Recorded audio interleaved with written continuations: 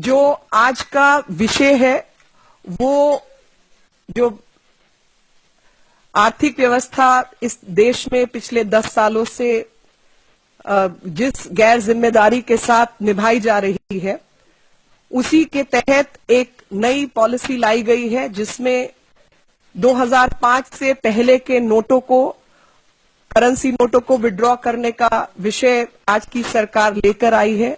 कहीं ना कहीं ये विषय जो बहुत बड़ा मुद्दा है काले धन का, उसको भ्रमित करने के लिए लाया गया है, क्योंकि इससे जो 65% इस देश की जनता है जिसके पास बैंक अकाउंट तक नहीं है और जो अपने पैसे को छोटे छोटे सेविंग के रूप में अपनी जीवन की कमाई घरों में रखते हैं, और जो पढ़े लिखे नहीं हैं और दूर दराज में जहां पर बैंक तक नहीं है, उनका जो जीवन की कमाई है वो अफेक्ट होगी, ना कि काला धन। क्योंकि जिनके पास काला धन है और शहरों में है या जिनके पास व्यवस्था है, वो उन नोटों को बदलकर नए नोट जमा कर लेंगे। लेकिन जो गरीब आदमी है, जो असलियत में एक आम औरत और आम आदमी जो कि अपने पति से कुछ पैसा बचाकर शायद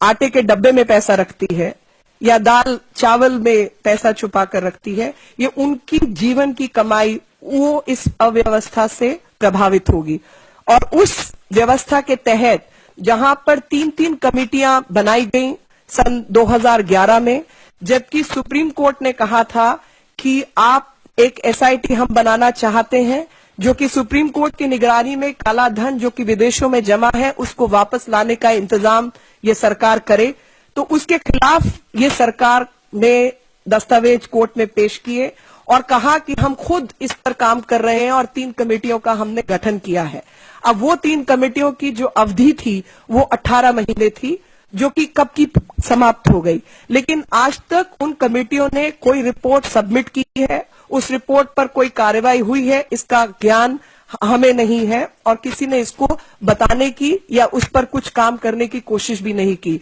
और ऐसे मामलों में 3-3 कमेटियों का गठन अपने आप में प्रश्न चिन्ह लगाता है, ताकि परिभाषा क्या हो, पैसा जो गैर जिम्मेदार तरीके से विदेशों में जमा है उसको लाने की प्रक्रिया क्या हो, और कितना पैसा जमा है विदेशों में उस पर भी एक मन ना बन पाए, इसलिए आप 3 कमेटियों का गठन करते हैं। क्योंकि अगर आप एक कमेटी गठित करते हैं तो एकदम सर्टेन होता है कि यही होगा, और उसका जो सीधे तौर पर इशारा है वो ये है कि 3 कमेटियां आपस में ही भिड़ती रहेंगी, परिभाषा से लेकर कितना पैसा है और क्या प्रक्रिया हो उसको वापस लाने की, उस पर कोई नतीजा उपलब्ध ना हो सके। और जिस इन्होंने बात की थी रेड आइड की, तो उसके संदर्भ में मैंने कहा है कि जो इकोनॉमिक पॉलिसी है इस देश की, वो खाली ब्लू ब्लडेड अमीर लोग जिनके विदेशों में अकाउंट है, जो कि स्विस बैंक के अंदर अपने खाते रखते हैं, या तमाम ऐसी जगहों पर जहां पर वो अपने पैसे को या तो डॉलर के रूप में जोड़ते हैं या फ्रेंच फ्रैंक के रूप में जोड़ते हैं या डॉइच मार्क के रूप में जोड़ते हैं, वही लोग हैं जिनका जीवन इससे प्रभावित नहीं होगा। लेकिन जो गरीब अपनी एक एक पैसे को हिंदुस्तानी रुपए के रूप में जोड़ता है और उसके जीवन की जो कमाई है वो 65% भारतीयों का जीवन इससे प्रभावित होगा। और ऐसे में ये जो पॉलिसी है ये काले धन से जूझने की नहीं, बल्कि काला धन कैसे ना लाया जाए उसको भ्रमित करने के लिए, अव्यवस्था पैदा करने के लिए बनाई गई है।